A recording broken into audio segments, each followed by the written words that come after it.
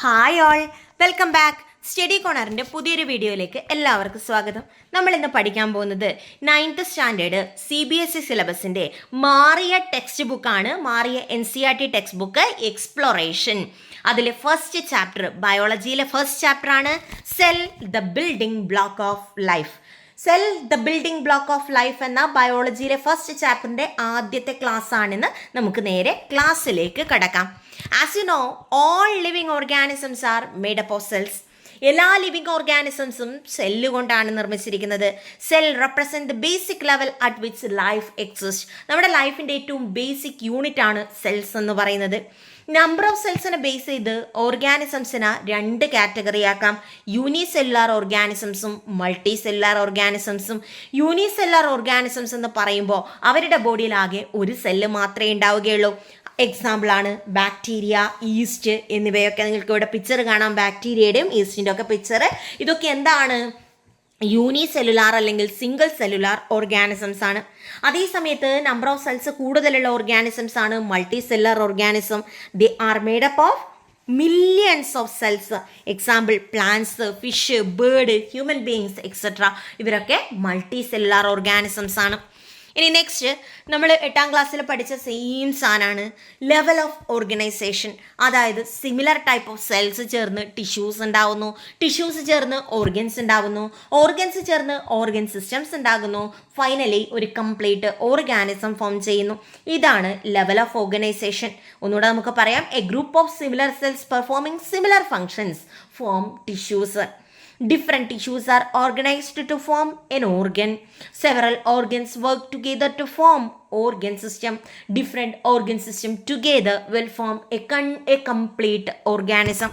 Clear ആണല്ലോ? ഇത് മുന്നേ പഠിച്ച കാര്യമാണ്.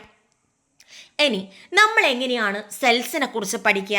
As you know, cells are very smaller in structure, അല്ലേ? അതിൻ്റെ സൈസിലും ഷേപ്പിലും ഒക്കെ അതെന്താണ്? വളരെ സ്മോളാണ്. ഇത്രയും ചെറിയൊരു സാധനത്തിന് നമ്മൾ എങ്ങനെ കാണും? നമുക്കൊരു ലിമിറ്റ് ഓഫ് റെസൊല്യൂഷൻ ഉണ്ട്, അല്ലേ?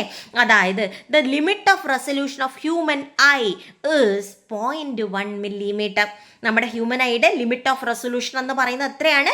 0.1 millimeter. അതായത് നമുക്ക് രണ്ട് പോയിന്റ്സിനെ തമ്മിൽ കൃത്യമായി ഡിസ്റ്റിങ്വിഷ് ചെയ്ത് കാണണ്ടേ?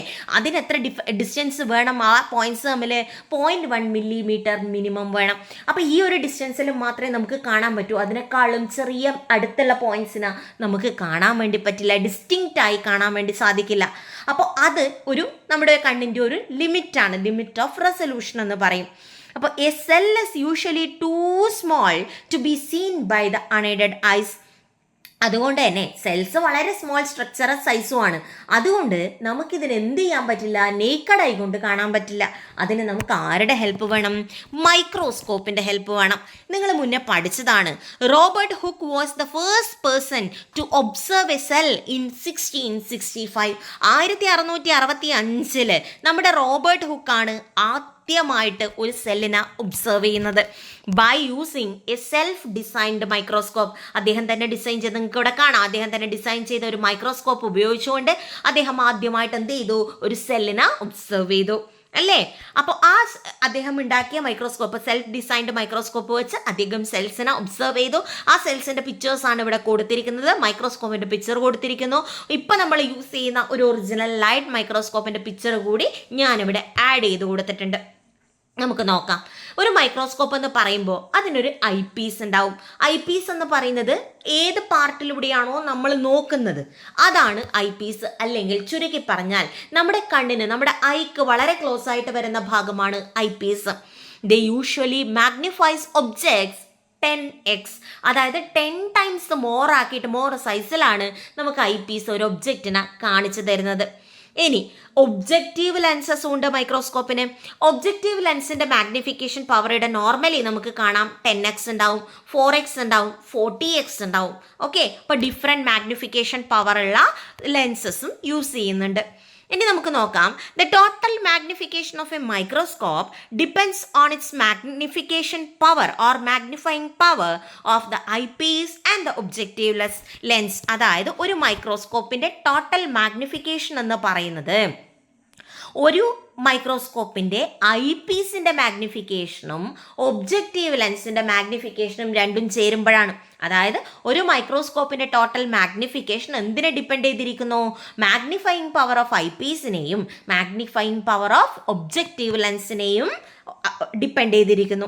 If both have the magnification power of 10x, അതായത് ഐ പീസ് ലെൻസിനും ഒബ്ജക്റ്റീവ് ലെൻസിനും രണ്ടിനും 10x ആണ് അതിൻ്റെ മാഗ്നിഫിക്കേഷൻ പവർ എങ്കിൽ total magnification power of that microscope will be 100x, അതായത് 100 മടങ്ങ് വലുപ്പത്തിൽ നിങ്ങൾക്ക് ഒബ്ജക്റ്റിനെ കാണാൻ പറ്റും ആ മൈക്രോസ്കോപ്പ് ഉപയോഗിച്ചിട്ട്.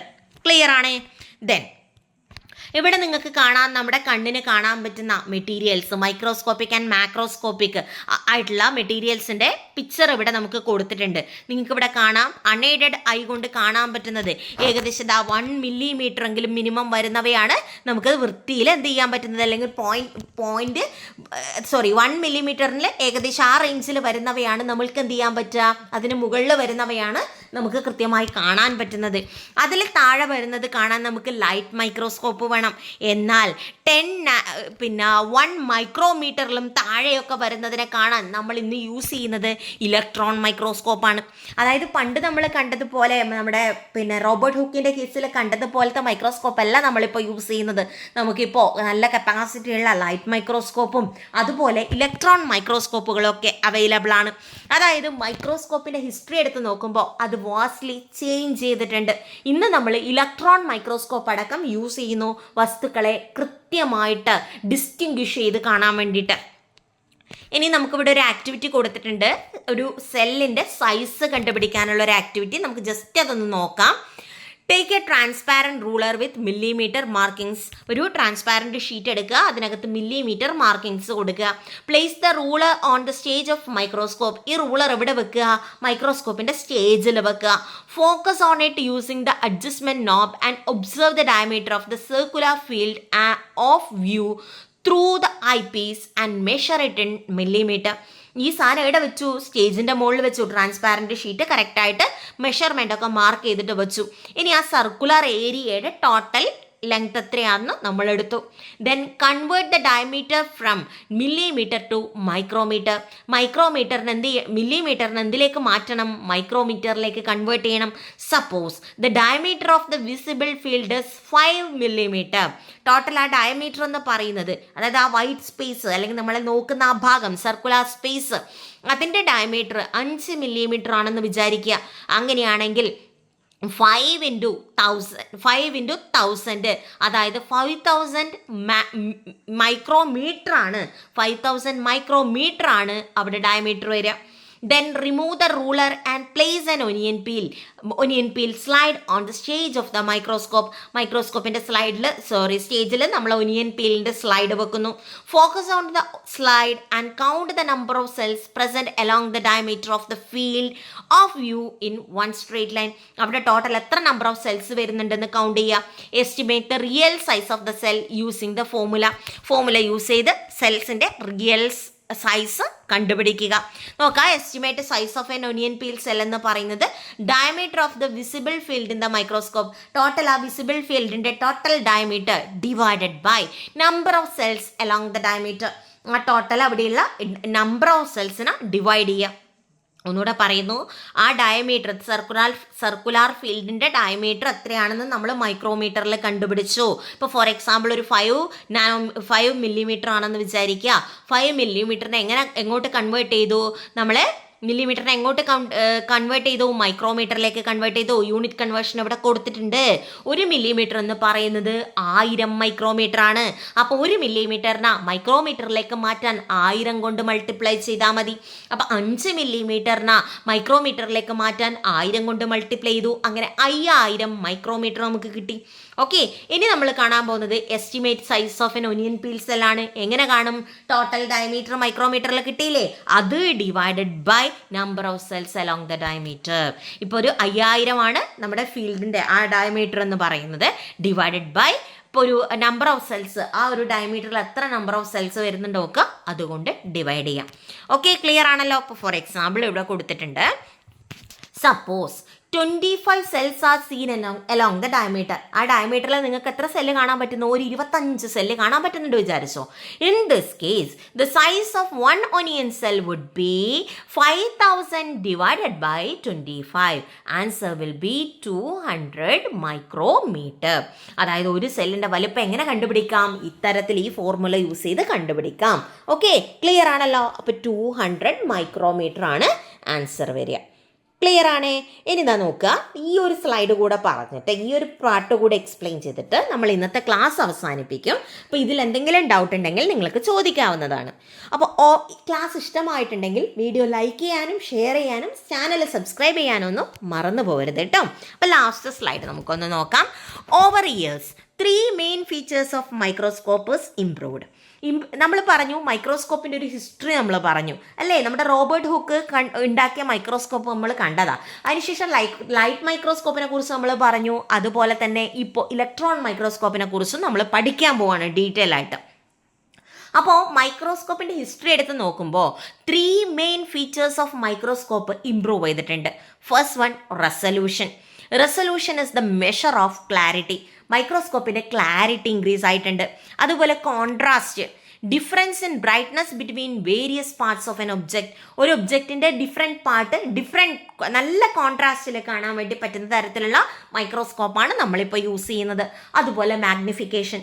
ആദ്യം ഉണ്ടാക്കിയ മൈക്രോസ്കോപ്പിൻ്റെ ഒക്കെ മാഗ്നിഫിക്കേഷൻ പവർ വളരെ കുറവായിരുന്നു. എന്നാൽ ഇപ്പോഴോ മാഗ്നിഫിക്കേഷൻ പവർ ഹൈ ആണ്. ഇനി last topic electron microscope. Apart from the light microscope, scientists also use powerful electron microscope that reveal the fine details of a cell structure.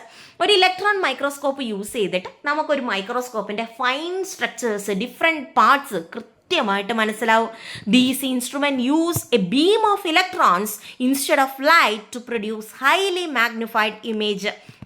Light മൈക്രോസ്കോപ്പിൽ ലൈറ്റ് യൂസ് ചെയ്യും കാണാൻ വേണ്ടിയിട്ട്. ഇവിടെ ബീം ഓഫ് ഇലക്ട്രോൺസ് യൂസ് ചെയ്യും.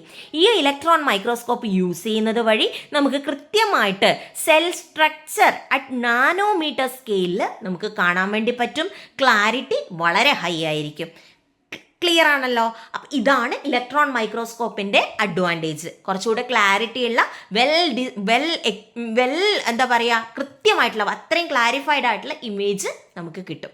അപ്പോൾ ഇത്രയാണ് നമ്മുടെ ഇന്നത്തെ ക്ലാസ്. ക്ലാസ് ഇഷ്ടമായിട്ടുണ്ടെങ്കിൽ വീഡിയോ ലൈക്ക് ചെയ്യാനും ഷെയർ ചെയ്യാനും ചാനൽ സബ്സ്ക്രൈബ് ചെയ്യാനും മറക്കരുത് കേട്ടോ. അടുത്ത പാർട്ട് നമ്മൾ വളരെ പെട്ടെന്ന് തന്നെ അപ്ലോഡ് ചെയ്യുന്നതായിരിക്കും. അപ്പോൾ നമുക്ക് നെക്സ്റ്റ് ക്ലാസ്സിൽ വീണ്ടും കാണാം. അതുവരേക്കും ഗുഡ് ബൈ.